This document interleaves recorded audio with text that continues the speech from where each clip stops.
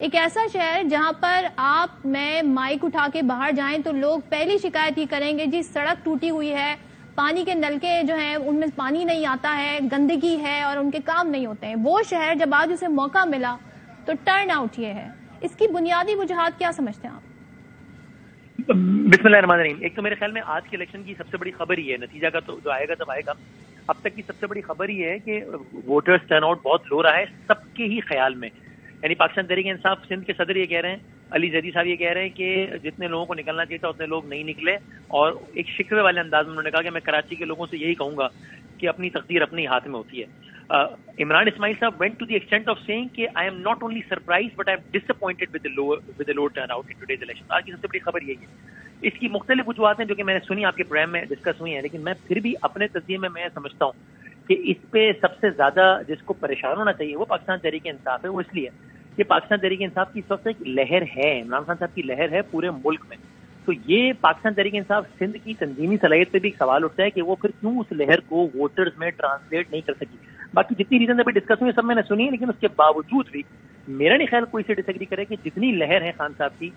اس کے مقابلے میں ان وجوہات کے ہوتے ہوئے بھی ووٹرز ٹرن آؤٹ یہ ہونا چاہیے تھا، نمبر 1۔ نمبر 2، آپ نے یہ بھی پوچھا کہ یہ کیوں ہے، اس کی ایک وجہ یعنی یہ جو لو ٹرن آؤٹ ہے یہ اٹ سیلف بھی ایک شہر کی داستان بتاتا ہے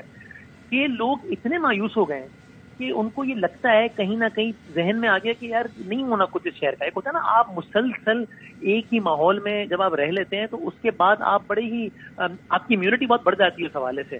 تو ہم نے کورونا میں جملہ بہت سنا نا، تو یہ اب اس شہر کے لوگ اتنے مایوس ہو گئے کہ یار کچھ بھی آیا سب کو دیکھ لیا، یہ کچھ ہونا نہیں ہے۔ یہ بھی ایک اسٹیٹ آف افیئرز ہے، میں سب نے تجزیے میں نہیں کہہ رہا بلکہ لوگ شہر کے لوگوں سے بات کرنے کے بعد کہہ رہا ہوں۔ تو بہرحال لو ٹرن آؤٹ کسی بھی الیکشن میں ایک اچھی خبر کسی کے لیے بھی نہیں ہوتی، کسی جمہوریت پسند شخص کے لیے نہیں ہوتی، اور یہ آج کی اب تک کی سب سے بڑی خبر بھی ہے اور سب سے بری خبر بھی ہے۔ تو یہ جو ایم کیو ایم کا دعویٰ ہے کہ کیونکہ ہم نے الیکشن کا بائیکاٹ کیا تو عوام باہر نہیں نکلے، یہ ہمارے حق میں ریفرینڈم ہے، اس میں واقعی صداقت ہے یا یہ ایم کیو ایم کی ایک سیاسی پوسچرنگ ہے؟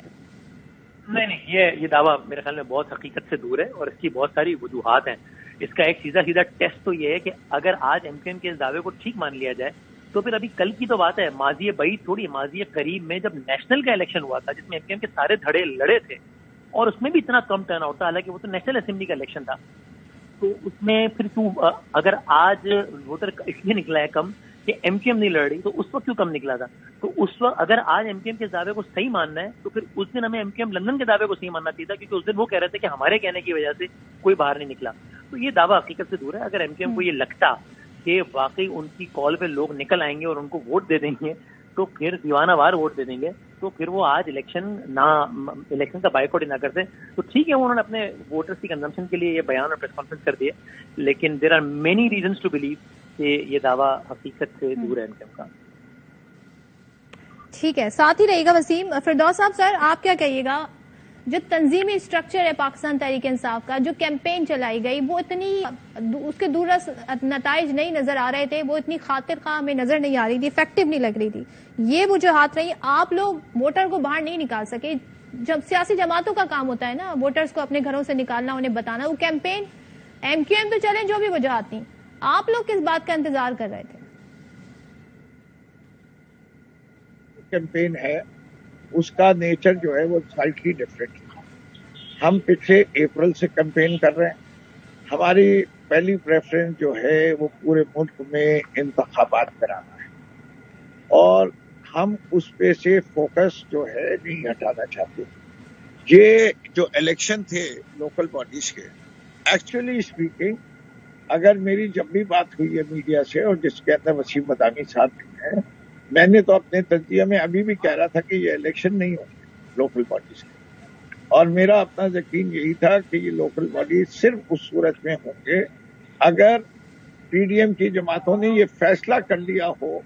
کہ ہم جو ہے اب ارلی الیکشن کی طرف جا رہے ہیں، اور میں سمجھتا ہوں یہ اسی کی وجہ سے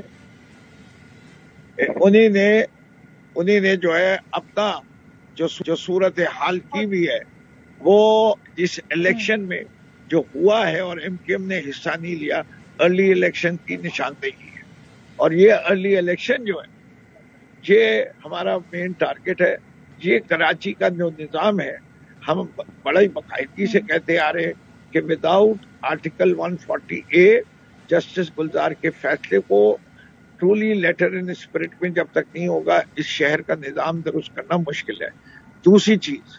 ये हो, और उसके बाद जो इस शहर की प्रॉब्लम्स बढ़ चुकी हैं, उसके अंदर मरकज, शहर और सूबे में जब तक एक जमात की हुकूमत नहीं आएगी, तो इस वक्त मसाइल का इतना गैप हो गया है कि कराची के मसाइल हल नहीं हो सकते। ये एक हकीकत है, और हम आज भी यकीन रखते हैं जबकि तमाम नताइज नहीं आए कि ना ये जमात इस्लामी के तो बस की बिल्कुल बात नहीं रहे,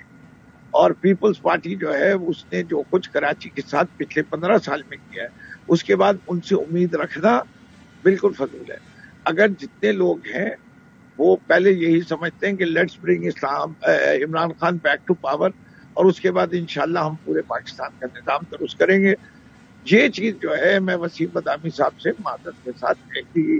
करता भी हूँ और डिसएग्री भी करता हूँ। तहरीक इंसाफ के रहनुमा फिरदौस तमीम नकवी गुफ्तगू कर रहे थे। उनकी गुफ्तगू आपने मुलाहिजा की, वो क्या वजूहात बता रहे हैं। अभी तो खैर नताइज मजीद आना बाकी है, उसके बाद ही हमारे सामने क्लियर पिक्चर आएगी। लाला सर पठान हमें ग्राउंड रियलिटीज जो उस पर ग्राउंड में सूरत हाल है वो बता रहे थे। वसीम बदामी हमारे साथ तज्जिया इस पर दे रहे थे कि उनको क्या लगता है, उन्होंने अब तक जो गुफ्तगू की है, जो जितने भी पार्टी रहनुमाओं से बात हुई है, जो एक पल्स नजर आया है, वो क्या बताता है कि कराची के लोगों ने, हैदराबाद के लोगों ने और दीगर अजला के लोगों ने आज क्या फैसला किया है। बहुत शुक्रिया आप तीनों का। ब्रेक लेते हैं, ब्रेक के बाद वापस आएंगे।